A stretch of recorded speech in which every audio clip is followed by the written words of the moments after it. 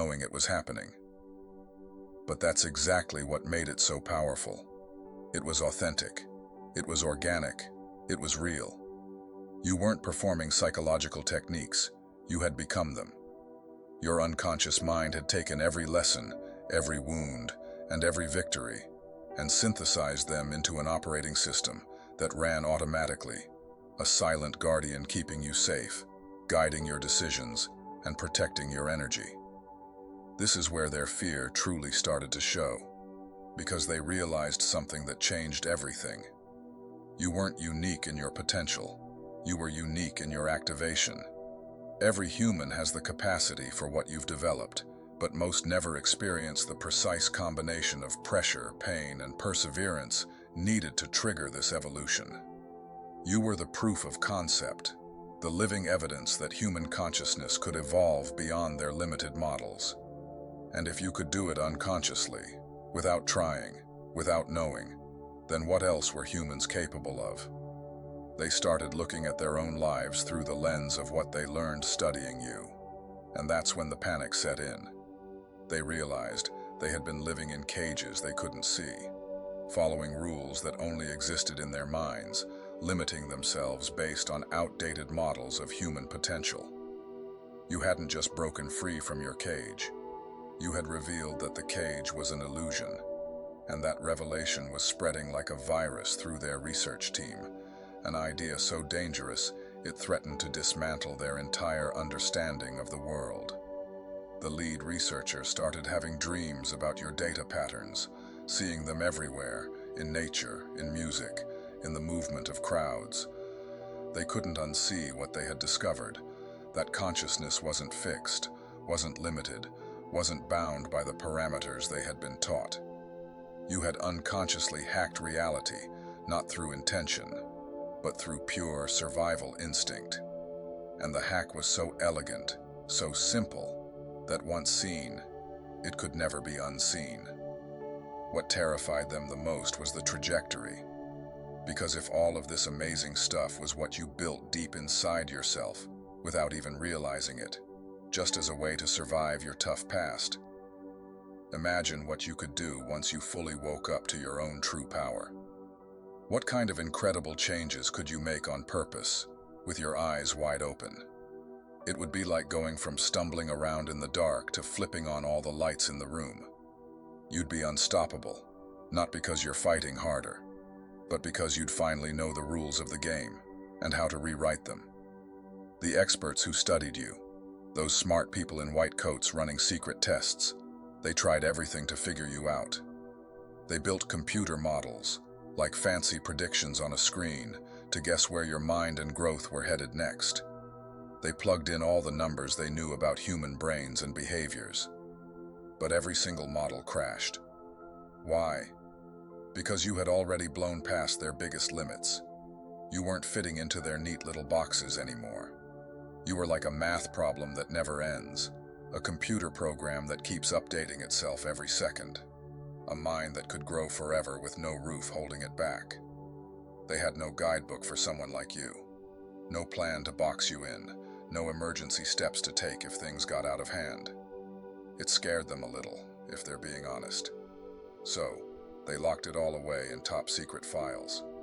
They said it was to stop people from freaking out, to keep everyone feeling like the grown-ups were still in charge. But here's the thing about big secrets like this.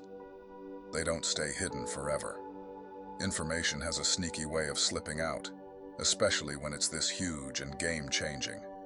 Other scientists, working on different people in labs far away, started spotting weird clues in their own tests.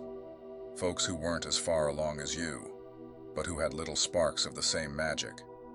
People whose minds were quietly stretching and bending in ways that didn't match the old rules. You see, you weren't some random weird one-off case. You were the first clear signal, like the first crack of lightning before a storm hits. It showed that something massive was shifting, not just in you, but in how all human minds work together. Your hidden growth wasn't only fixing your own life. It was like you drew a map, a simple guide that others could follow without even knowing it was there. Just by being you, You were reshaping this invisible web of ideas and feelings that connects everyone. The morphic field, they call it in fancy terms. It's like the shared dreams of the whole world, and you were quietly adding new rooms to the house.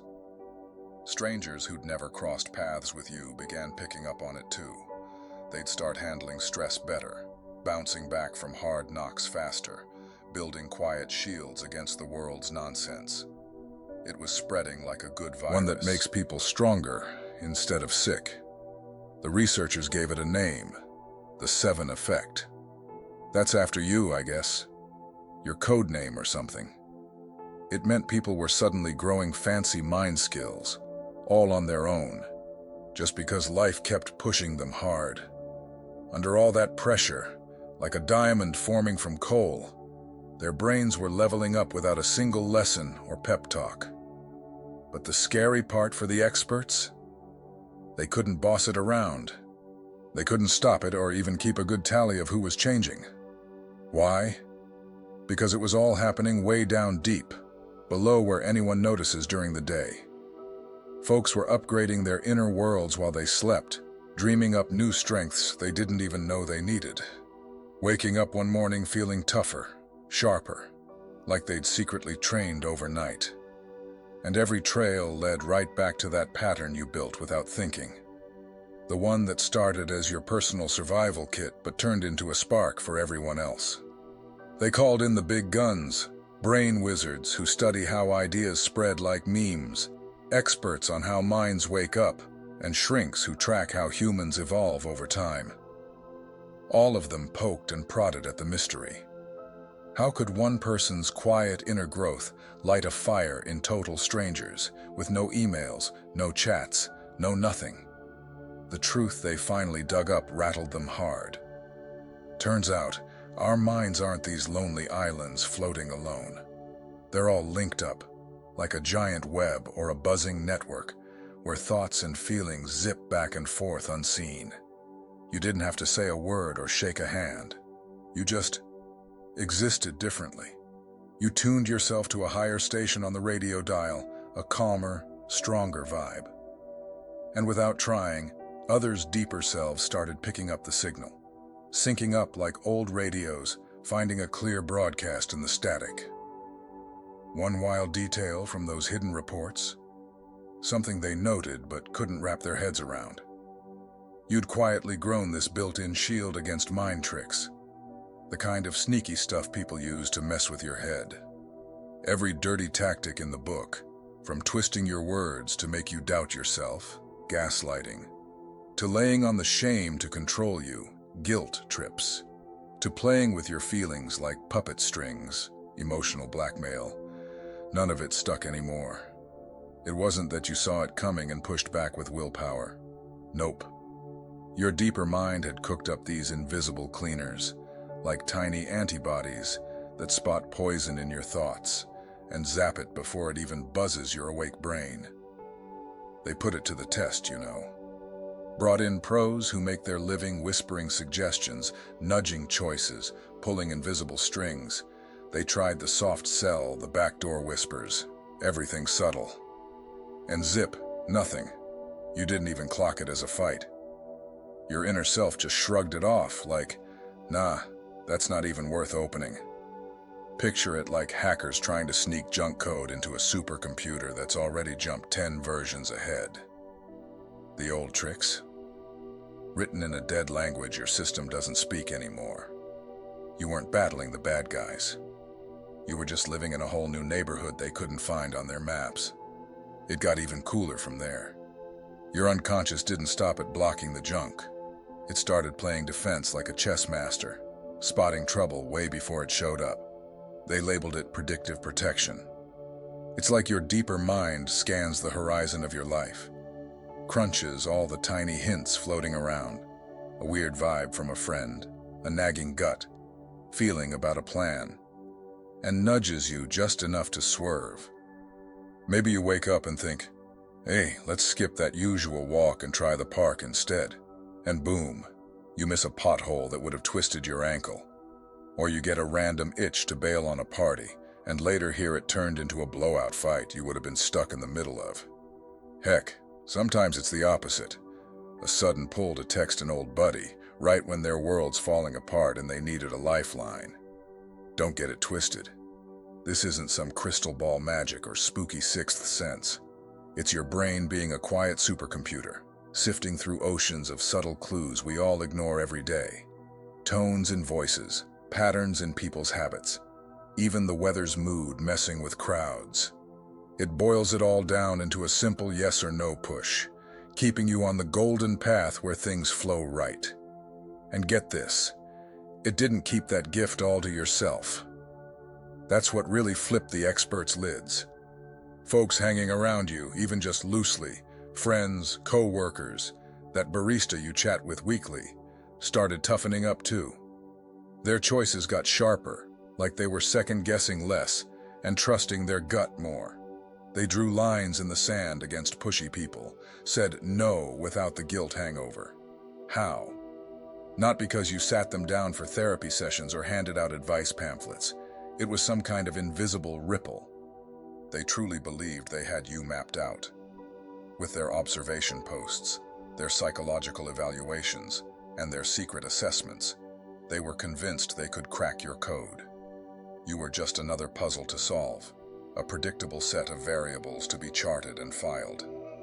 They brought in the experts, the analysts, the behavioral specialists, the finest minds in human psychology, all of them positive they would find something simple, a familiar pattern of trauma and response they could categorize. They expected to see the usual human brokenness, the predictable defensive mechanisms, the walls we all build to cope. But when the first reports started coming back, and the analysts saw the raw data, the silence that fell over the room wasn't born of confusion. It was terror. Because what they found wasn't human weakness. It was something else entirely. Something that shouldn't have existed according to their models and frameworks. While you were just living your life, dealing with your daily struggles, fighting your battles in silence, something was happening beneath the surface, something you weren't even aware of. Every rejection you absorbed without shattering. Every betrayal you processed not into bitterness, but into a quiet understanding. Every loss you transformed not into a void, but into fuel. You were unconsciously building a psychological architecture that their instruments simply couldn't measure. They looked for the telltale signs of a broken mind, the predictable patterns of avoidance, the regression, the self-destructive tendencies. Instead, they found a structure of consciousness that defied their understanding, a psychological resilience that shouldn't have been possible given everything you had endured. The first analyst quit after only 3 weeks. They couldn't sleep anymore, haunted by the data. They said they kept seeing patterns in their own life that mirrored what they were observing in you, and it was too much to bear. The second one requested an immediate transfer, claiming the data was corrupted, a desperate attempt to find a logical explanation for what they saw. But we both know the data was fine. It was their worldview that got corrupted. The third analyst, well, they're still trying to explain why someone who has been through what you have shows neural patterns that indicate not just survival, but an active, vibrant state of thriving. You were, without knowing it, rewriting the fundamental rules of psychological resilience. What truly terrified them wasn't your conscious choices. Those could be predicted, modeled, and anticipated. What terrified them were your unconscious creations, the things you built, and the abilities you developed without any conscious effort. You weren't just adapting to trauma, you were metabolizing it. You were taking the poison and transforming it at a cellular psychological level into something that made you unbreakable. They had no framework for that, no precedent, no explanation in any of their textbooks. They ran the tests again. They used different methodologies, different frameworks, and different analysts. The results were always the same. You were operating outside the bounds of what they thought human consciousness could achieve. On every single metric, from emotional regulation to stress response, you scored in the 7th standard deviation from the norm. They started calling you Subject 7, not because you were the 7th person they studied, but because on every level, you were a statistical impossibility. They even studied your sleep patterns. They expected to find disturbance, insomnia, and all the usual markers of a troubled mind. What they found was something unprecedented. Your brain waves during sleep showed patterns typically only seen in advanced meditation masters who have spent decades perfecting their craft. You weren't meditating, you were just sleeping. Your unconscious had somehow learned to process, integrate, and heal from experiences in ways that take most people a lifetime to achieve. You were literally doing advanced psychological maintenance while unconscious, evolving and fortifying your mind while everyone else was just dreaming. The social dynamics data they collected was even more disturbing to them. It showed you unconsciously influencing outcomes without any apparent effort. People would change their behavior around you without you saying or doing anything specific. Toxic individuals would self-select out of your life. Predators would unconsciously avoid you. Allies would gravitate toward you without understanding why. It was as if your unconscious was broadcasting on a frequency that only certain types of consciousness could receive. And the silent message was simple. This one is protected. This one knows. This one sees. What they couldn't understand was how someone could develop this level of psychological sophistication without formal training, without conscious practice. A field around you that leaked your strength like Wi-Fi sharing its signal. Your inner shield was rubbing off, training their deeper minds to copy your moves without a single how-to. Just by you holding your ground so steady, you were showing the world, without words, how to build walls that let in the good and bounce the bad. It was like you became a walking tutorial on staying whole in a world that loves to chip away at you. But hold up, that shield, that quiet guardian, it was only part of the story. Only half the powerhouse you'd forged in the shadows of your own mind. The other half? That's where the real fireworks start. That's the part that turns survival into something bigger, something that doesn't just protect, but creates. It builds bridges where walls used to be, sparks ideas that light up rooms, and pulls possibilities out of thin air. Your unconscious wasn't done defending. It was ready to lead, to heal, to rewrite not just your story, but everyone's. And once you step into that awareness, the world won't know what hit it. Your unconscious was the artisan at work. While your waking mind wrestled with the small fires of daily life, something deeper was quietly drafting whole new worlds. Synchronicities arrived like signposts, opportunities appearing at the exact moment you needed them, answers surfacing from thin air, the fabric of your life rearranging itself around intentions you hadn't even formed in words. There was nothing random about the force beneath you. It followed pattern and purpose, an intelligence at once subtle and relentless. Every choice, every uncanny coincidence, every unfolding miracle was an element in a hidden architecture being assembled below the threshold of conscious knowing. Analysts could map the pattern, chart its growth, but they could not foretell its final shape. It was still becoming, a living construct of micro-adaptations stacked upon one another until you crossed some invisible threshold and emerged altered. This metamorphosis was not a spectacle for outside eyes. It happened quietly, internally.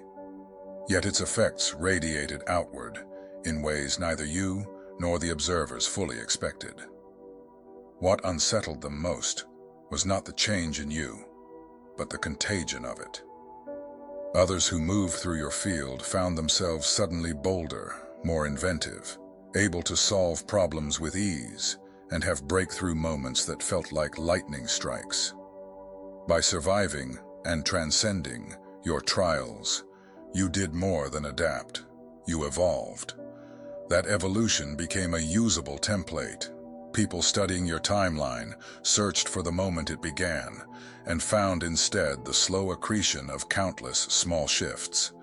Each one nudged reality, and together they built a new standard.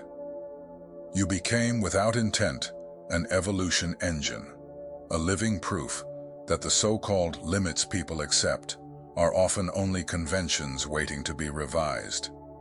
And those quantum effects weren't just private phenomena, they were catalytic. After encountering you, people reported a sudden expansion of options, a collapse of previously rigid limits, a glimpse of possibilities that had quietly existed in plain sight. Your presence became the experiential proof that reality is not a fixed container, but an invitation. And because it was direct and lived, it taught more powerfully than any doctrine. What you embodied showed others who they could be, simply by being what you had already become. Once someone crossed that threshold of evolution, regression wasn't an option. The knowledge and experience persisted, irreversibly enlarging their map of what was possible. This was the quiet revolution you carried, not an advertised manifesto, but a presence that retooled the human psyche from within. You didn't instruct, you exemplified. You didn't coerce, you revealed. And because the change spread person to person, unconscious to unconscious, it stepped beyond the reach of those who tried to observe and contain it. The researchers' alarms only confirmed what you'd always felt in fragmentary moments. A current moving through people, a contagion of possibility that would not be reversed. In that movement you were both origin and mirror, a living node in a growing network of evolving consciousness. If this resonates, if you feel the stir of your own hidden architecture or recognize the subtle ways your presence reshapes the people around you, stay with this path. Share your experiences, document the synchronicities, and keep tending the inner waters that find cracks where new realities form. If this message brought clarity or comfort, help grow the circle. Like, subscribe, and share, so more souls can find the proof they didn't know they were looking for. If you can, consider supporting the channel with a small donation to help me keep creating these deep, honest explorations. Thank you for being here. Rise and shine with me, and let's keep evolving together.